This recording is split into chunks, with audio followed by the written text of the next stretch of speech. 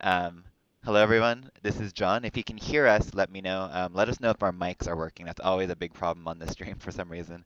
So, just testing. And Brad, do you want to say something really quick? Okay, yeah, I'll totally say something Yeah. right now. I'll Okay. say it. I'm saying it right now. Is that working? Hold on. Let me see. Can people see us? I see a live symbol on it. Obviously the sound is muted on my end. I'm watching an ad for a 5-hour energy drink. Me too, actually. Yep, this guy is being pulled by some huge beefy dude Yeah. on a tractor trailer. That's great. Beautiful Look 5-hour at that energy. guy's beard. That was awesome. I didn't listen to that, but I knew Okay. for a 5-hour energy drink, that's good. Beautiful, beautiful. Okay, so let's just begin then. Hi everyone, this is John. I'm the community manager at the Academy of Interactive Arts and Sciences. Um, I know, yeah, I know, Tonican. Ad block, but we don't have it. So, with me today is Brad Muir from Double Fine. Do you want to say hello? Yeah, hello. Thanks for having me, John. Yeah, no, thank you for coming on. Everyone, if you want to ask questions, if you have any things you want to ask, just ask them in the chat, and we'll be looking periodically while we talk to Brad and while we're playing the game Massive Chalice, which I think I'm pointing the right way. So, um, which is always a beautiful thing since talking and playing at the same time never works so beautifully for It's me. super hard. It's super hard. I'm glad I'm not the one that has to do You it. know, people don't realize how hard it is until you actually do it, Oh you know? man, it's I have such respect for the sort of like one person Twitch streamers, where it's Yeah. just like they just play games and interact with the chat and talk all day. Like It's a skill, you know, it's a that's skill super set. hard, man. Like I'm terrible at it. I don't disagree. But I guess for some people that don't know who you are, could you give a quick overview of your background? Oh yeah, yeah. I was let's see, I started as a programmer. I worked at this place called Outrage Games back in Michigan. Hmm. Yeah, people don't really know who they are, which is unfortunate. But they made Descent, and then I joined them, and they started switching into console games. So the first game I worked on, like as a professional, was called Alter Echo, Mm, and the offer still stands. If you ever play that game, I will buy you a beer. really? Um, and then I went to Raven Software for a little bit, and then I ended up out here at Double Fine. And so I started as a gameplay programmer on Psychonauts. And then I switched to be a designer on Brutal Legend for the entirety of that project. Mm, And then after that, the company sort of like changed direction. Rather than working on like one really big Tim Schafer game, we were working on like a bunch of smaller games. hmm. So I got to be a project lead, which is sort of like a creative director, like project manager kind of role. Yeah. I got to make my first game, which is called Iron Brigade. So that's like a 4-player co-op mech game mixed with a tower defense game. Hmm. Um, and then so yeah, that was on the 360 and the PC. And then after that, we I don't know, tried a bunch of different stuff actually. Hmm. The biggest thing that came out of that period was this game called Brazen, which was like it's kind of like a Western Monster Hunter meets like a Ray Harryhausen aesthetic. Hmm. Like, so it's kind of yeah, it was like kind of taking cues from like Sinbad and Jason and the Argonauts and stuff, where you and multiple other players are like fighting these giant stop motion creatures and stuff. We only kind of got to the prototype phase of that one, but we did release it. Like people have played it. It's kind of out there. You can take a look at it. Mm. And then after that, we did a Kickstarter, Double Fine's second Kickstarter for Massive Chalice, this game, and so I was project lead on this game. So this is really, I guess, my like second full real game that's come out. Hmm. Very And cool. so yeah, I guess that's like it. I mean, that sounds it sounds like kind of a bummer when you can summarize like like 15 years of my life like just like that in like 2 minutes. Mm. But but yeah, I mean, games take a long time to make. I don't Yeah, know. You don't get to make that many in your life, which and you've is been through a lot of incredible. different, phases and different games, So it does sound like you've done a lot, in my opinion. Oh, good. That's thanks. I'm glad it sounds that way because No, yeah, definitely. it Um, feels it feels like it sometimes. I got all this gray hair and not enough of it to show for it. well, I guess out of curiosity then, I've seen a lot of interviews with you, and I've seen you around like on Giant Bomb and on various websites. Yeah, yeah. You have a very positive force about you. What keeps you so positive, and what keeps you driven in the gaming industry? Uh, Man, that's an awesome question.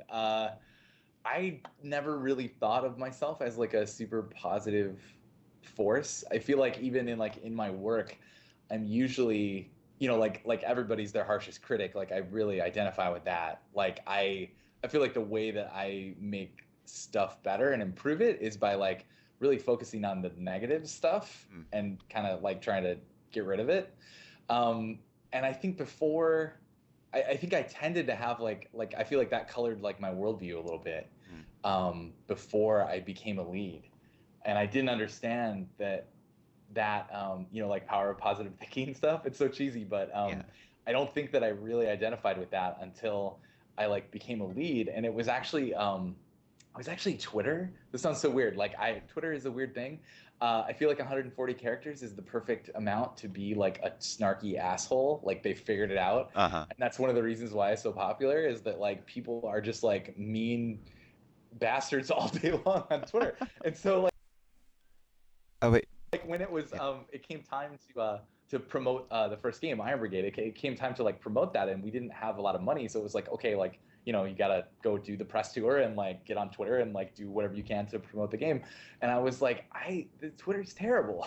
I was like, this is so terrible. Everyone's mean all the time. Mm. So I just made this like super super conscious effort to be to just not be a dick. Like every time you think of something where you're like, gonna be a dick, just don't be a dick. Just like don't do that. Like think of something else that's Yeah. positive. And it's like, if you can't say something nice, don't say anything at all. Mm. And I think that then it created this like feedback loop where I just started to become more and more positive. it Mm. was it was actually really awesome, like to I don't know. It sounds super cheesy to relay it after the fact, because I wasn't really like aware of it as it was going on. Mm. But yeah, it had a really good positive feedback loop like on my own life and just like being a positive person in general, I guess. Yeah. Also, I started going to therapy, and it's the best, and everybody should go to therapy. I'm not even kidding. It's Yeah. the best. Yeah, I just think having like more emotional tools and having like an outlet, and I don't know. I'm just a much happier person since I started kind of going through that process. And yeah, also it helps to have a really big mouth, because when you smile, it's like really big and Yeah. people notice it. And I have really big teeth. Yeah. And that whole like the whole like colon D, I started signing all of my like positive tweets with a big like colon capital D, because it's like a huge smiley face thing. Yeah. The And it best. just sort of became, I don't know, it just kind of like I just ran with it, because I think honestly, we talk about the sea of snarkiness on Twitter. I think it just like it got noticed more. It was like easier for people to be like, wow, like here's a person who's not being a dick on Twitter. And so I think that really helped. That really helped, and I just kind of ran with it. I don't Mm. know. It's sort of you talk about Giant Bomb. Like when I go over there, it's like the chat is just like all colon D's, and it's really weird, and it's sort of become its own like monster. It's kind of a weird thing, but Yeah. at least it's not like a big frowny face, you know, or a big middle finger or something. I It's see. like No. it's like a positive symbol, and I really like that. I really like being associated with something that is like just super positive. It's Yeah. cool. Um, oh, where do we go from there? Well, From there was also, I feel like there was another part of that question, like yeah. how do I keep going? Yeah. Um, I don't know. Like I'm at this point where I mean, I guess I'm just gonna like keep trying to make cool stuff. It's tough because I feel like nothing that we've done as Double Fine has really kind of hit the home run, Mm. Like we don't have like our I don't know. I was gonna use Call of Duty or Minecraft or just some like huge game where it's like I feel like everybody knows who Tim Schafer is and Mm. everybody knows who Double Fine is to some Yeah. extent, but we don't have that like one thing that like sold 5 million copies and we're just like totally set for life and everything is awesome. So Uh, it's like still, it's still a challenge to try to make stuff like as like professionals with health insurance. It's like it's mm. that's expensive and it's in a real office and stuff like that. It is hard to actually like keep up with the people who are selling 5 million copies of their game. Hmm. So I don't know. I mean, it's the grind is real though. Hmm. It's like when you have a small budget and people expect something amazing, it's super hard. Like it's very, very stressful to try to make something because, yeah, I don't know. People expect a lot in this Yeah. day and age. I think there's so much stuff that's given away for free or stuff is supported for like months or years after the fact, and people just kind of, well, the popular games are, I guess, Hmm. and then, but those are the games that people are playing, and then people sort of become used to that, and I don't know. It's a strange kind of place where the industry is right now, Hmm. and I think that we get caught in the middle of that sometimes, and it's tough. Then, I'm curious about that. Where do you think Double Fine stands in all of that then? Do you think you are more of like a niche kind of game provider then, or are you just trying to find that perfect product that will, sell as much as possible? I think that's kind of the way that we operate is that it's like we just try to make something awesome, Mm. and I think of it as like firing enough bullets, and hopefully one of them will hit. You just like, as long as we don't go too far over budget or outside the lines on any one of these projects, Mm. we can just keep doing it, Yeah. and then we just keep doing that long enough, like hopefully one of them really really hits it big, and Mm. then that gives us sort of like the padding or the cushion that we need to continue to be innovative and explore crazy things and try to be as creative as possible. Mm. you know um yeah, I guess that's, it's weird. It's like a lot of it is I would say the being, just like on the back of like Tim's personality and his Mm. status, I guess, as a figure in the industry. Like I think that a lot of Double Fine kind of is predicated on that. Mm-hmm. Um, so yeah, a lot of it comes just straight from Tim, and he's also very good at like through this process called Amnesia Fortnight, which is how we find other people at the studio that like could be potential leads that have good ideas and sort of want to express. They have like this new. I think Costume Quest is like a great example of that. Like that was Tasha Harris. That was like wanted to make that game since she was like 8, Mm. and Tim just like recognized that in her, and then kind of gave her this shot and like promoted her up, and like there you go, like we're making Costume Quest all of a sudden. It's really cool the way that happens. I think like it feels like a very inspiration driven company, and I think that's like really exciting. Mm. um, and yeah, never a dull moment, with the Kickstarter stuff, and when, there's all sorts of ups and downs and stuff, and it's Yeah. it's definitely an exciting place to work. Like, yeah. Yeah, let's talk about Kickstarter for a bit since, you guys were one of the forefront companies in that revolution, I think. How do you think Kickstarter has affected the industry, and how do you think that Double Fine is affected by that and going forward? Yeah, I mean, Kickstarter's a weird thing. Like, I guess I was alluding to a little bit of like the entitlement that people have nowadays Hmm. that feels like really weird. And I think that Kickstarter kind of opens this door like as wide as it's ever been for this type of mentality. Just like there are lots of people that gave us like $20 and then they had some really, I would say, unreasonable demands for Yeah. the game, and that feels really weird because like I want people to be like, feel like we're listening and that we're involving them and stuff. But ultimately, I see Kickstarter more as like you trust these people, like you're trusting them, um, a lot more than just by buying their final product. You're trusting them before they have a final product, Hmm. and you're giving them your money now, and it's yeah, I don't know if you should expect too much for that. You Hmm. should just be like, I don't know. I do. It's weird though because like God, that sounds so negative. Like that's not how I mean it. Yeah. It's more like because I want people to be involved, and I think that was one of the best things about Massive Chalice is that we didn't have the design at all. I had this like rough high concept for a game and the inspirations that I liked, and we shared those with people, and it was something that a bunch of people responded to and were willing to trust us and like Mm. lend us their money ahead of time. Yeah. Um, and yeah, I mean it's weird though because like they didn't just give us their money. Like Hmm. it basically a lot of Kickstarter for games at least is not charity. It's like it's Mhm. kind of like a pre-order, you Y- know? It's like people are like, here's my money ahead of time, but I Yeah. would like a copy of the game, you know? Mhm. And as it goes up in tiers, like yeah, people it does I think feel a little bit more like charity, where you are sort of like you really trust the person and you're like, maybe you get unique rewards, but whatever. But still, the bulk of all of these game Kickstarter campaigns are not made at the $5,000 and $10,000 level. Mm. They're made at the $15,000 and $20 level. Like it's people pledging a small amount of money for what equates to a pre-order for the game. I think. Mhm.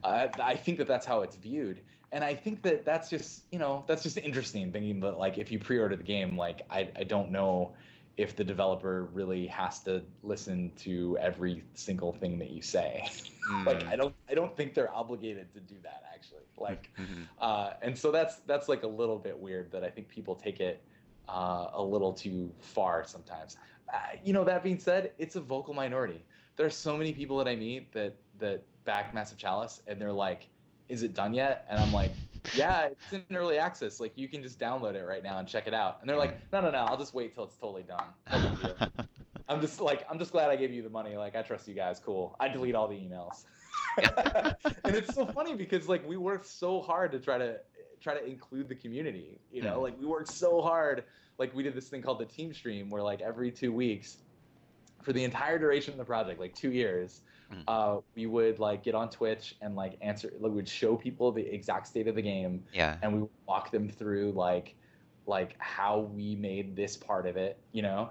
and we showed it when it was just not even a game, when it was a flat plane with a character, with a placeholder character running around on it, Yeah. we would show that off. Like we showed every step of game development, and it was, it took a lot of resources and time and energy to do that. And there were a lot of people that were just like, I don't care.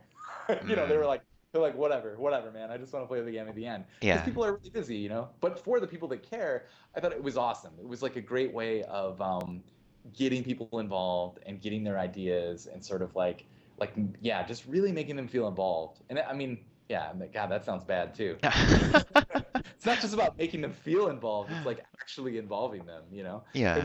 we got a bunch of like really great ideas from people like that had backed the game, so that Mm. was cool. Like I think that the game that we ended up with is pretty different compared to the whatever game we would have made just on our own. Mm. Like Had- that's mm. that's interesting to think about.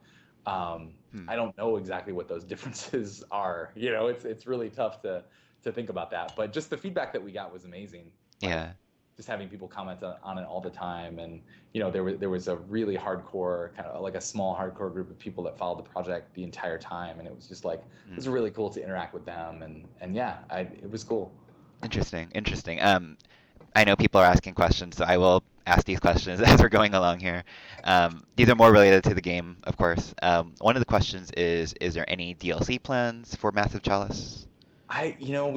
We don't have any plans to do DLC for it. I wish that we did. Mm. It's just because I think that it's a very one of the things I always liked about the idea was that it's this makes me sound like such a douche. It's fertile design ground, Okay. um, which is just like there's when you tell somebody the idea and you tell somebody the hook, Mm. there's a lot of ideas that come out of their head. Mhm. Mhm. Like I remember, and that was one thing that I was really drawn to. Like when I was like, oh yeah, like I love the XCOM structure. Like I think that this is really fantastic. Mm. And then here's the hook. Like your characters age and die. Yeah. So that means you have to marry them. Okay, great.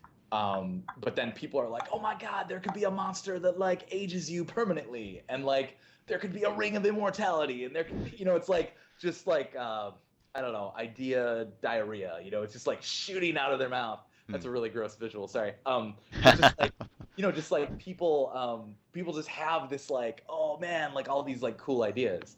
And so yeah, I was really excited about that. And there's so many that are like left on the cutting room floor. It's like we didn't get everything into the game that I wanted. Mm. I mean, yeah, boo-hoo, I guess. That's like every game designer ever. Like, well, we didn't get everything in there.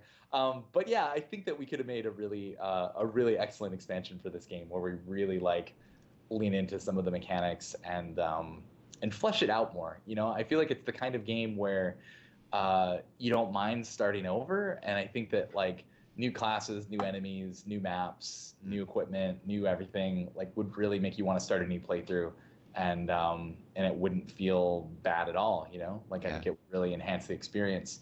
Um, Plus it has a very procedural vibe to it, so um, the more content there is, the like less repetitive it will feel as you go through the full 300 years. I feel like that's one kind of critique I have of the game, is that I think 300 years is a little bit too long. Hmm. Like I think it should be something more like 250, but you know, that's the kind of thing that we discover right near the end of the project, and it's really hard to like undo a lot of the things that are kind of like that number 300 is kind of like a linchpin in a lot of the other numbers and a lot of the other design and stuff. So it's like it's very hard to like change that at the last minute. Hmm. Um, Out of curiosity for Massive Chalice as well, did you ever consider updating a game by itself, like, giving it like a big patch where you can adjust those kind of things, or is it the game as it is, if that makes sense? I mean, so we went through. I think we probably had like 5 major patches in early access. Hmm. So yeah, I feel like we did a pretty healthy amount of like updating it as we went through that process. And then yeah, I don't know. I mean, it would be it's just it's more of a like time and money and resources kind of thing Hmm. for the company. You know, it's like everybody would love to do it, but there's like other projects that need people and Hmm. time and money and all that stuff, and we just need to be focused on that stuff more than extending the life of this game. Yeah. You know, it's like it's just like a business call. It's you know, Hmm. I mean, it sucks when it's that simple. No, it's all You know, good. Yeah. but because like I think that yeah, like I said, there's a lot of room for expansion on this game. Um, Hmm. I think that there's a lot of things that we wanted to do, and we talked about a lot of them. I really wanted to have a fourth class, but one of the things that comes out of that that's really hard is that we need to have I think it doubles the number of hybrid classes that are in the game. Hmm. So the way the hybrid class system works, when you have like class A and class B and you marry them together, um, the sort of main lineage of the house, the person that sits in the chair, we call them the regent. Yeah. Um, their class is sort of like the main class, and then the class that you marry in becomes the almost like the subclass. So we have the like hunters and caberjacks. Like so, a hunter caberjack, primary hunter, is a different thing from a caberjack hunter, Hmm. primary caberjack. So with 3 classes, you end up with 6 hybrids. Because again, we have like the AB version and then the BA version as well. So if we were to make 4 classes, 4 core classes, that would end up with 12 hybrids. You get this like really crazy matrix, and it starts like exploding really really fast. So Huh. the amount of work to put like a new core class into the game is like really significant. Um, but still, it's like that's something that I would love to do, and I think it would really add a lot of gameplay. Yeah. Just it would really make like starting a new playthrough different. I think a lot of people as they play, they kind of have they make 3 keeps, and they make sure that they have like one house that represents like each of the 3 core classes, Hmm. and that's sort of like maybe they'll make a 4th keep, maybe they won't. And I think that with 3 classes or with 4 classes, that would be a lot more interesting. You just have more choices. Maybe you'd only get to have 3 of the 4 as you go through, and the fourth one would be kind of like, you know, more opportunistic as you go through it, and you'd have to choose which one that's going to be. Like, I think there are a lot of cool things that could come out of that. Hmm. Um, but yeah, like I said, it's a lot of work, and it would be, but you know, as being kind of like the core of the expansion, like I think a fourth class would make a lot of sense. That's cool. So that's another question coming in. Let's see, from Sakthi. I'm not going to say the first part. I've heard it said a few times that whether a game turns out great or not is something that doesn't become apparent until shortly before it's finished. Is this generally true in your experience? Absolutely true. Hmm. Absolutely true. Yeah. Um, I mean, it's weird. Like there are, I think that there are some games that operate outside of the time, money, quality triangle. Hmm. I should put that on the whiteboard. But that's like, you know, it's like time, money, quality, like a good, fast, cheap. I guess is another way of putting it. And you get Hmm. to pick any 2 of those, and that's like if you're doing well. Yeah, I mean, for projects that operate like under realistic budgets and scopes and stuff, like I think that's totally true. Like you don't know until you're kind of like sewing everything up. Hmm. You know, you're sort of like, and I think that's one thing that's so weird about video games as a medium in general is that like they're so like squishy. They're like so malleable until right near the end. Yeah. And so unless you like have kind of like infinite time and money, you're not going to get to the point where you start really solidifying it and being like, yeah, this is what it is until right about when you're out of money. Mm-hmm. And then you're like, okay, like this is the thing we made. Like this is how good it is. Yeah. Um, there's all, and then, you know, if you have the time and money to like rip it back open, I'm thinking of like a, you know, Frankenstein's monster kind of thing. Like you sew it all up and then it walks around and you're like, well, it sucks. Hmm. If you have the time and money to like put it back on the table and like rip it apart and stitch it back together, like cool. And like some people do have that money and they can do that. Hmm. But like we, you know, we really don't. And so we just have to rely on like the best like production practices and kind of, you know, it's I feel like I just speak in cliches only. I was just gonna say work smarter, not harder stuff.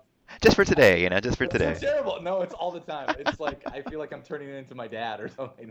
It's crazy. Uh, Um, but yeah, it's like yeah, it's basically like when you come down to the wire, that's when you can actually do like a full playthrough of the game, mm, and you're like, is it gonna be good? You know? And then you have some wiggle room. Like you can significantly improve a game with just numbers, especially a game like Massive Chalice. I think mm, that you can really go to town on it, and we did that like throughout early access. Like I made many balance passes on the game, like all sorts of aspects of it, like research times and hero levels and damage numbers and hit points. And there's a really absurd amount. This is the most like numbersy game I've ever made, and it's like it's mm. really kind of absurd. Big spreadsheets. I guess, we'll start with a general question. We'll work our way back to the fan questions here pretty much. So, Sure. um, your inspirations in general for game design and, for even Massive Chalice, what are some of your biggest inspirations? Yeah, I'm like a total Nest kid. Like I feel like I was just like the target market for the original Nintendo. I guess like it came out in like '85 and I was like 7. It was like Yeah. it was just like all over, you know. Yeah, I remember like Super Mario 1 was kind of like the that like baited the hook, but then it was like the first Zelda was just like such an amazing weird thing at the time. I mean, it seems weird thinking about it now, but yeah, it was crazy at the time because there was no internet and there was like the Nintendo Fun Club. Yeah. It was a weird time, and like there was, you know, kids at school claiming they'd beaten Ganon, but like there were real no there were no real like clues or anything as to like how you could go about that. And so it was weird. Like I liked how secretive the game was and weird and interesting. So that's always been like a big I think that was like it, you know. It's like I knew that I was going to be into this for a very long time, probably forever after that. Yeah. But but yeah, there's also like a lot of PC games. Like I kind of switched over at the end of high school, beginning of college to be more of like a PC gamer. Mm, And yeah, like the original XCOM is just a huge inspiration for Massive Chalice, and the new one is amazing as well. Like you see a ton of inspiration in like the perspective and the visual design of the game. Like a lot of it comes right from like Enemy Unknown. mm. Really like that game. Like I thought that Jake Solomon, he's like the project lead designer of that game, and I thought that he just did like such an insane job of splitting the difference between like what original XCOM was like, but also getting rid of like a lot of the bullshit. Mm, mm. You know, it's like everybody looks back to a game that's as old as the original XCOM that's great, and you kind of look at it like with like rose-colored glasses. You know, you like forget about the things that were crappy about it, Yeah. and you play the new one, and it just sort of feels like playing the old one through those rose-colored glasses. You know, it's amazing. Like it just does such a good job, like keeping what's great about it while kind of removing the things that you don't care for. You Mm, know, um, and yeah, I like that it wasn't just like a straight. copy or anything. It's like they really made their own game. So I love that. Yeah. Final Fantasy Tactics. I played the shit out of Final Fantasy Tactics. That game is amazing, Mm. and I'm sad that like I don't. The first one was just like so great, and obviously it's flawed. Like everything's flawed, but Mhm. it's so great. I feel like every version that I've played since then is like it just never quite hits the mark. So it might have been more of a time and a place for me, but Mm. I don't know. Like the ones they had on the Game Boy Advance, and there were a bunch of other ones. Yeah. Just none of them really ever hit me the same way as the original. But that was a huge inspiration as well. Mm. Like I think that our hybrid class system is kind of a reinterpretation of their like job system. Yeah. I think the job system of Final Fantasy Tactics is one of the most like I don't know, complex, insane, just like it's so good. It's like it is quite complicated, but it also I think it is learnable. I think there are a lot of complex systems that aren't super learnable. Mhm. That one I think really is, and it's incredible the stuff that the kinds of characters that you can make while uh, playing that are amazing. I don't know, like other design inspirations. I just like a lot of games, I Mhm. guess. Yeah. I don't know. That's like weird. I feel like lately I've gotten very into PvP games. Mhm. Like I've been playing a lot of playing a lot of Dota. You're Like you're a Dota fan. I remember that. Yeah. yeah, Yeah. I got really into Dota. Like I started playing League of Legends. Mhm. Kind of. My younger brother he's sort of like my personal. Oh man, I don't know what I would call him. Like a uh he's like my tastemaker or something, like he's just like he's a bigger gamer than I am. Yeah. And and I think that his taste is like insanely good. So when he's playing something and he's like, hey, this you should check this game out, Mhm. I have learned that I always should. Because it's like it means that it's like something big. So he dragged me into World of Warcraft. Mhm. Like no, but he was like into Dark Age of Camelot and like MMOs before World of Warcraft really exploded. And he dragged me into WoW, and I played a bunch of that, and kicking and screaming too. Like Yeah. didn't want to, but then I ended up playing the game for like 5 years or something, Mm. and loved it. And I think League of Legends was the same thing, that he was like really into it, and I was like, all right, I'll give it a shot. And then I hated it, and then I like totally loved it. And now we've sort of switched over to Dota, and I'm like really, really into Dota. I really like that game. Mm. Also, we've gotten back into Magic the Gathering at the office. Yeah. Like man, I wish I could make the same game for like 20 years and just constantly iterate it because guess what? It's amazing Mhm. at that point. They've just done such a great job sort of like bringing a card game into the like modern era, I guess I would say. Like just continuing to do what makes that game great, but also making it feel like more balanced and more modern and whatever. It's awesome. It's Nice. really great. So yeah, and Hearthstone is probably the other game I'm playing right now. Mhm. Mhm. Um, yeah, I don't know. I feel like I've been straying away from the kind of like linear, big budget action games. Sort Mhm. of like the big AAA stuff. I just haven't really been drawn to that recently. Like, Mm. it's been more like repetitive PvP stuff has really kind of caught my eye. Yeah. And it's kind of bummed me out a little bit because I would love to make a game like that, but I feel like um, nobody really plays like the indie versions of those, Mm. like the ones that people play are like the popular ones. It's sort of like inventing a new sport. Like no one cares, they're just going to play football and basketball. It's Yeah. like so yeah, like I feel like it's kind of like that when I look at the PvP space. I just get sad. Mm. um I just get sad because I feel like those, why would you spend time getting good at like some weird new little thing when you could just play Dota instead. Mhm. I think that people by and large just do that. Although I am like super stoked to see I haven't tried it yet, but I've heard really great things about Rocket League. Yeah. Yeah. And that to me feels like more of the like indie PvP game. And we'll see if that thing has legs. If people are still playing Rocket League in like 6 months, that'll be amazing. Like Mm. I think that will be just like a huge win for those guys. So Nice. hopefully they are. Hopefully that does, like I would love to see more online PvP competitive kind of indie things. Um, yeah, I don't know. I guess I get inspired by a bunch of different stuff, That's you know. cool. Yeah. I love. yeah, like I love shooters and I love BattleTech. Mm-hmm. That was kind of the main inspiration for Iron Brigade. Mm-hmm. It was like playing desktop tower defense and like Warcraft 3 tower defense mods, Hmm. playing that stuff and like trying to mash that up with something more like Mech Assault Hmm. and the BattleTech stuff. Like that was always like I was always big into that, and that was kind of the direct expression of that. And then yeah, Massive Chalice, like it was, I mean, two things really, just like uh, yeah, the Final Fantasy tactics and just liking fantasy stuff in general, but then also wondering why there isn't a Fantasy XCOM. Hmm. I mean, that structure I think is so powerful, and it really it bums me out that other strategy games don't sort of like adopt that more defensive structure, because a lot of strategy games, particularly the fantasy ones, like I feel like they're all about like map control. I think of things like Civilization or Hmm.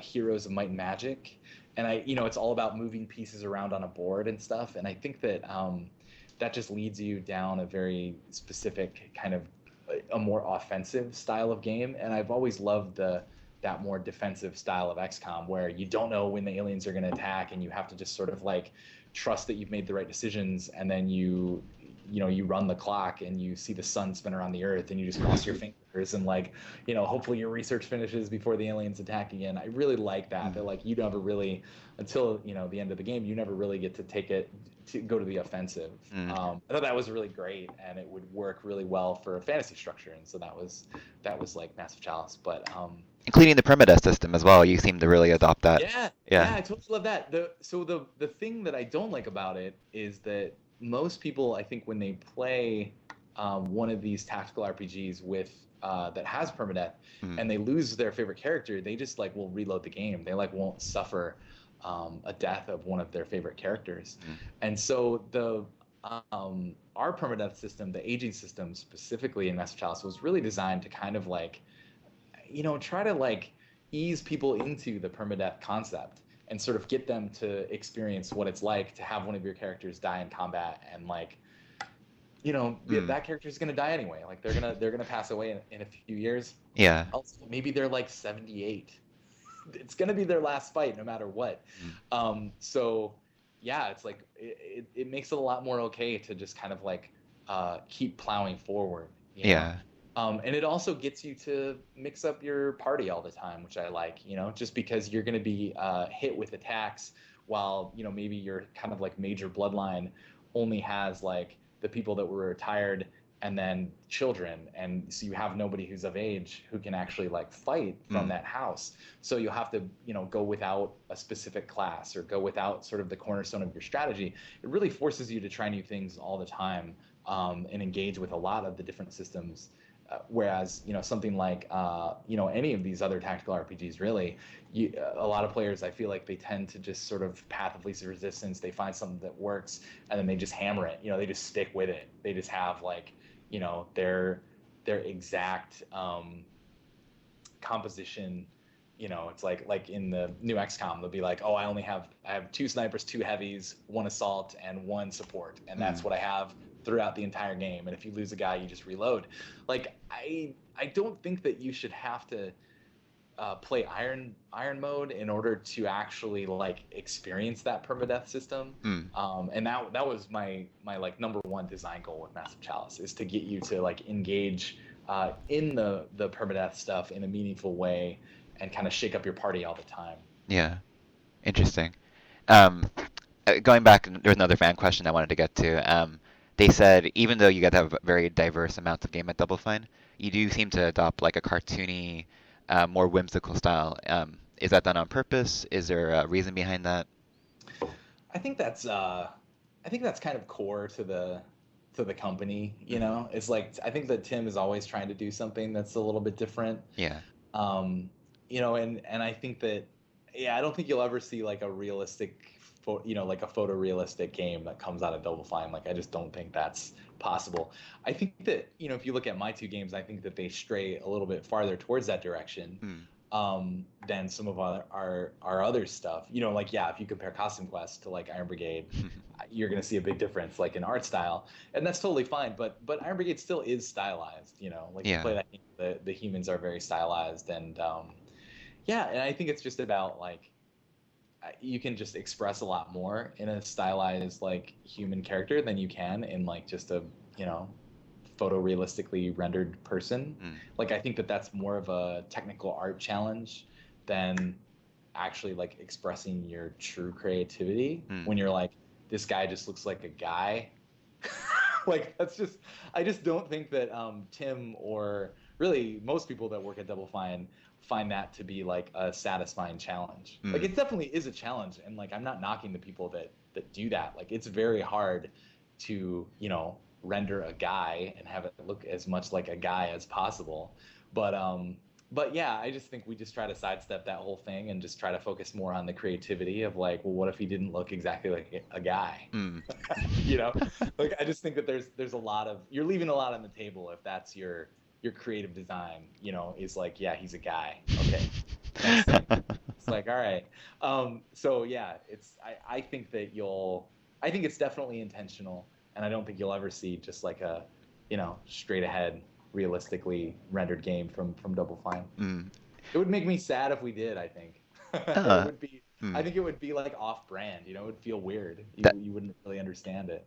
that is a Double Fine core, pretty much, is what you're saying. Like that's what makes I think Double so. Fine Double Fine. I think so, yeah. Yeah. Yeah, it is weird though because yeah, like style of game, like genre is just all over the map. And like I said before, like it's, very being a very inspiration driven company. Mm. Um yeah, like I don't think nothing's really off the table.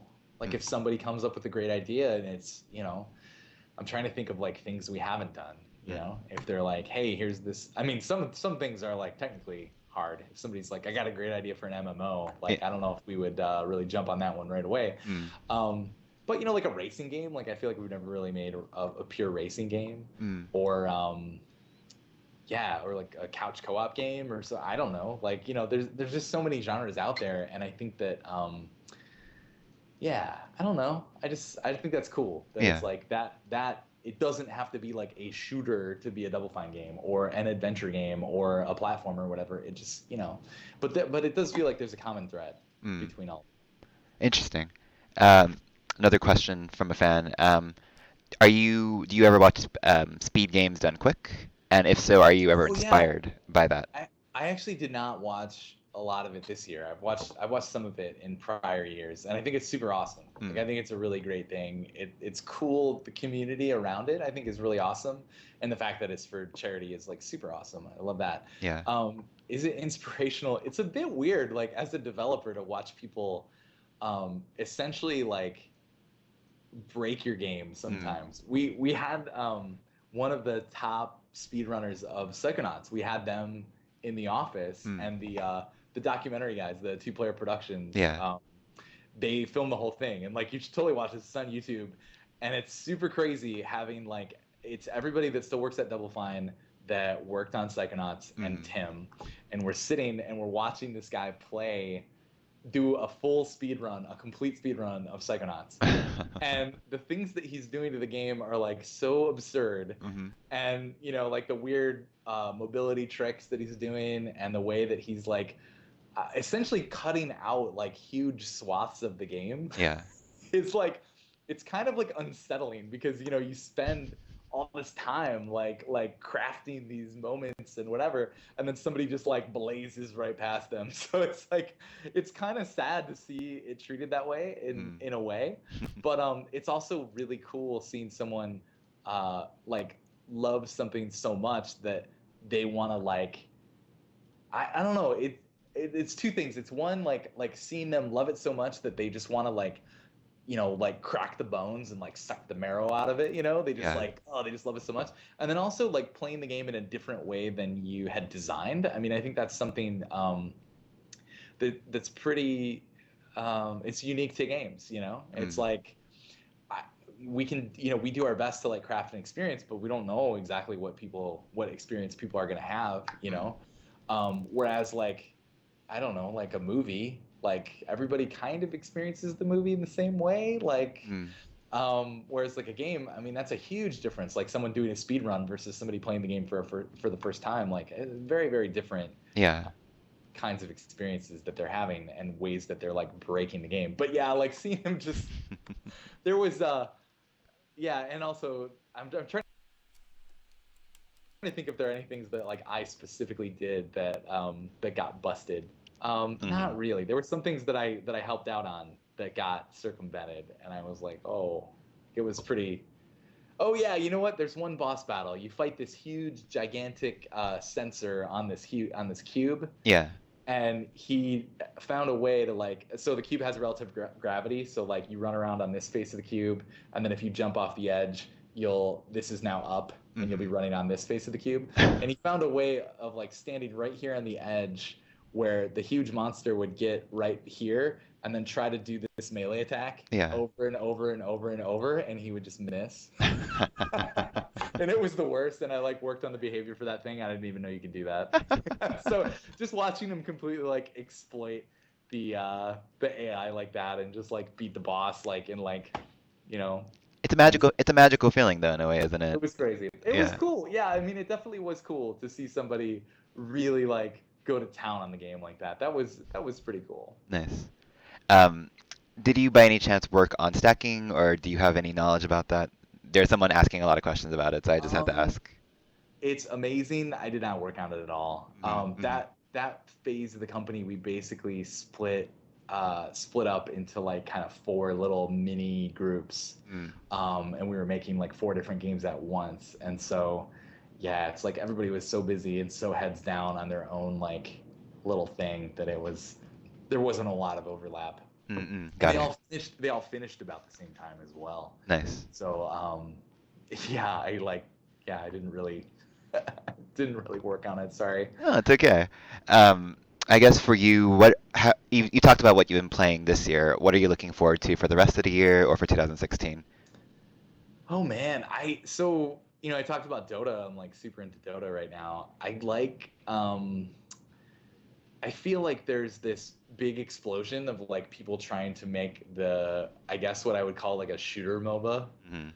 and I'm interested to see these mechanics and like how they transfer and to see if any of these games like blow up. So there's like Blizzard's Overwatch Mm-hmm. and what is the other one? There's two others. There's Mm-hmm. Gearbox has that Battleborn game, Battleborn, yeah. which looks like it's got some mobish stuff in it. And Yeah. then my buddy is he's working at this place called Motiga, which is new. They're making Gigantic, which is like another one of these. And that game is gorgeous. You should check that thing out. Mm. Um, yeah, I don't know. Like I think that there's gonna, this is like the new battleground to try to make MOBA mechanics a little bit more like what mainstream, I guess. Mm. Although, I mean, God, like League of Legends is about as mainstream as you can get. But I feel like I know tons of people that play shooters that I cannot get them to play Dota or League or whatever. Mm. They just think it, they're just absolutely not interested in it.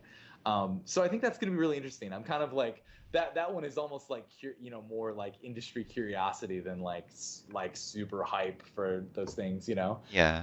I am like super hype on the Hearthstone expansion, which is coming out like really soon. I think I don't know. I think they've announced a date, but I'm like excited about that. Yeah, I think like late Um, August, I think. So, yeah, that's like I'm really excited about that. Part of it, I just had a baby, so I like don't. oh, congratulations. Oh, thanks. Yeah. But like I don't have time to do anything. I play like I haven't played Dota in months and months. I don't Mm. know if I ever will again. But I'm playing Hearthstone on my phone while like trying to get the baby to sleep. That's Wow. kind of like my game time right now. So I feel a little bit out of touch with like what the hell is going on. Mm. And yeah, I missed all the Gamescom announced. Although I just watched this trailer for this Quantum Break game Yeah, today. yeah. Holy From crap! Remedy Games, right? So, Like man, yeah, it looks a little like I watched that trailer and I'm like, wow, like that looks like a really expensive video game. Like that's sort of my like we just made Massive Chalice for like $1 million, and we had to stretch it pretty thin. And I feel like we made like a pretty, I think we made a pretty good game. Uh, Quantum Break cost more than $1 million, like for sure. Holy crap! Yeah, that gameplay trailer was totally insane. Just like, yeah, I was just it's just like rubbing money on the screen constantly, you know. Yeah. Um, yeah, I don't know what else is coming out that I'm like super excited about. I feel like when people ask that question, it's like I don't love sequels. Like I Mm. don't, I don't know. Like I play some sequels because there are a ton of them, but yeah, I wish that it's like what am I excited about? The thing that I don't know about. That's what I'm excited about. Mm. You know, Yeah. the game that I didn't know about ahead of time, and it comes out of nowhere and it's amazing and it's like wow, like this is incredible. I love this. Like that's the game I'm most excited for. But like that doesn't. It's not an answer. You know, I don't know. But That's a crappy answer. no, So I but don't know. Like yeah. But I no, I was just yeah gonna say, like, like you're saying you had a baby and you get busier, your gaming tastes change, so it's tough to really gauge your interest, I guess, depending on what stage of life you're at.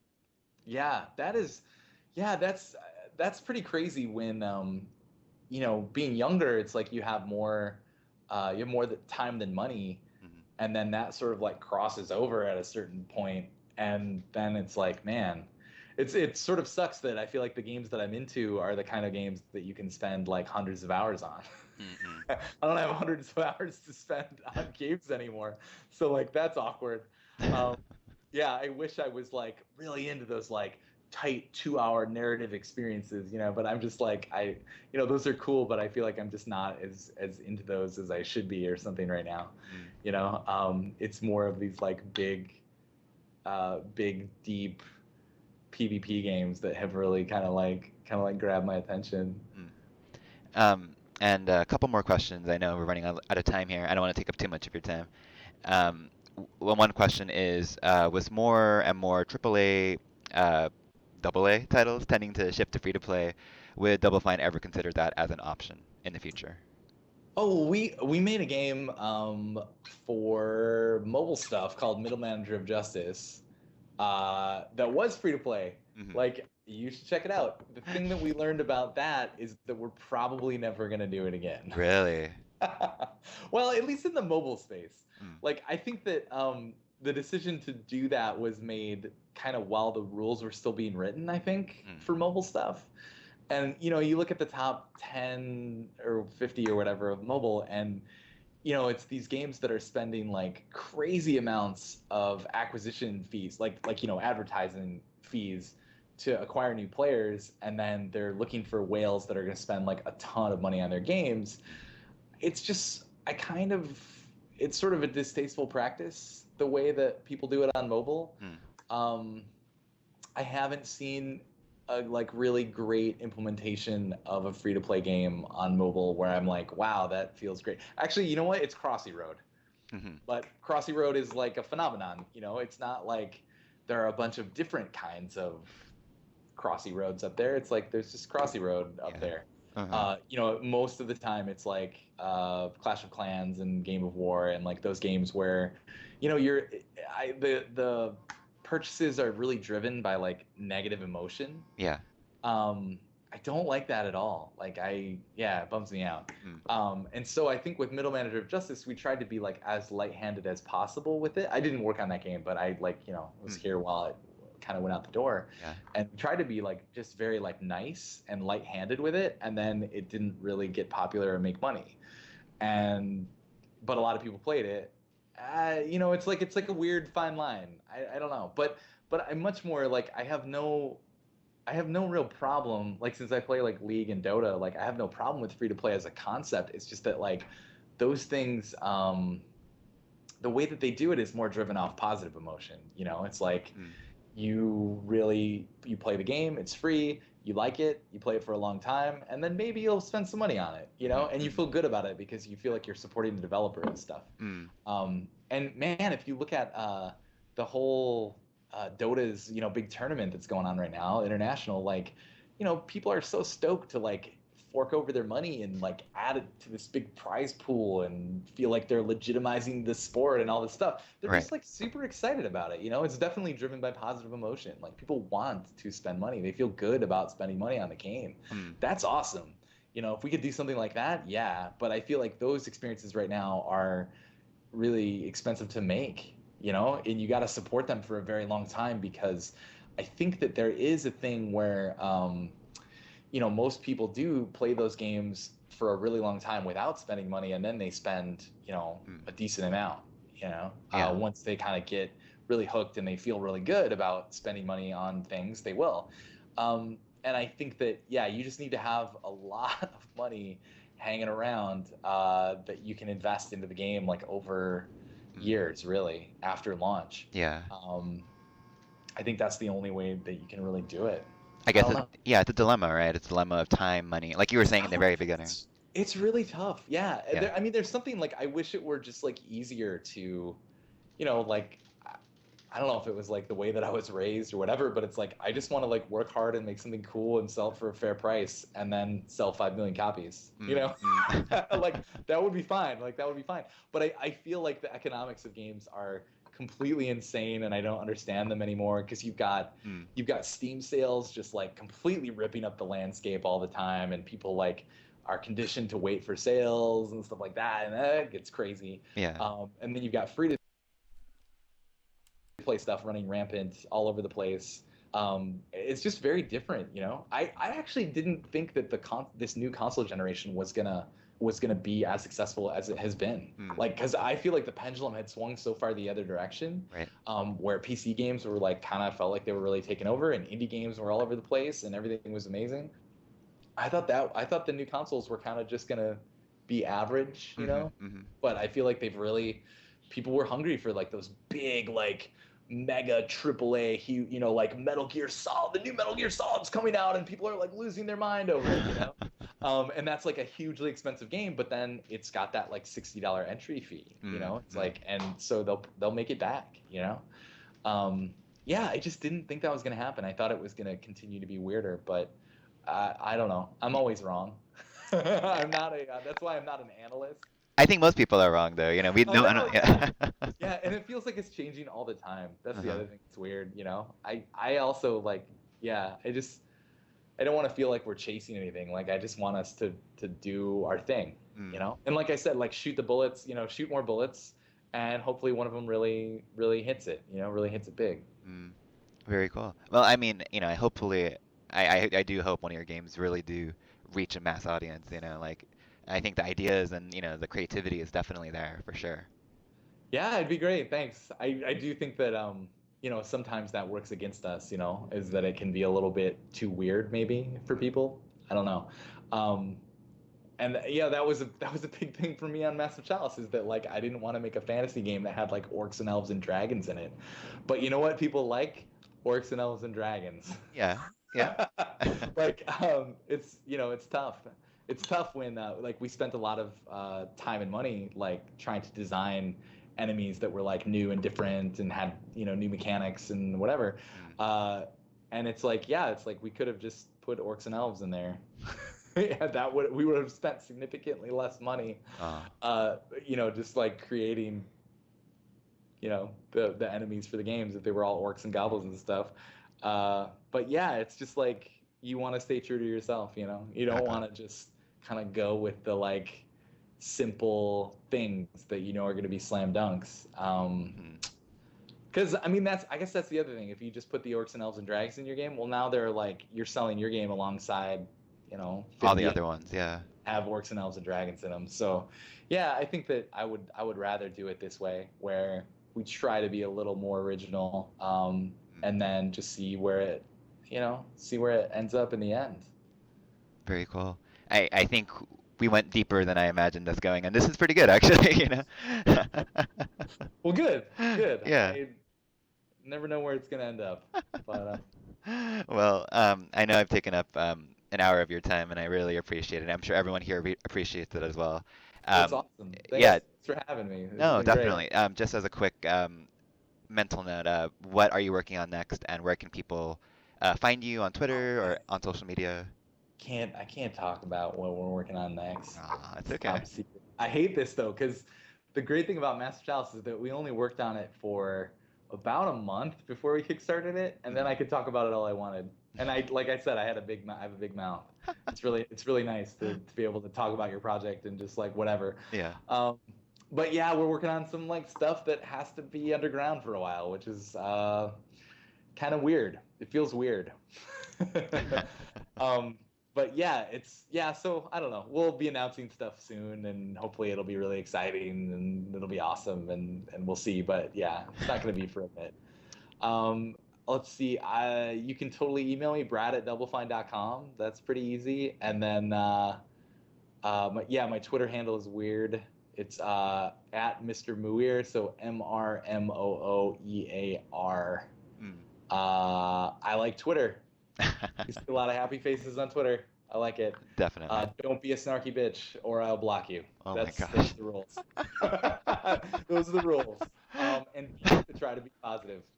Try to be positive, Oh jerks. man. All right. Well, thank you for being positive here on our stream, and thank you for being so honest and transparent. I think it's No been a problem. I feel like yeah. that's sort of been our like our like role in the industry, Mm, is that I'm trying to follow Tim's lead on that one. Like I like the Broken Age documentary is amazing. If you haven't seen it, you should totally watch it.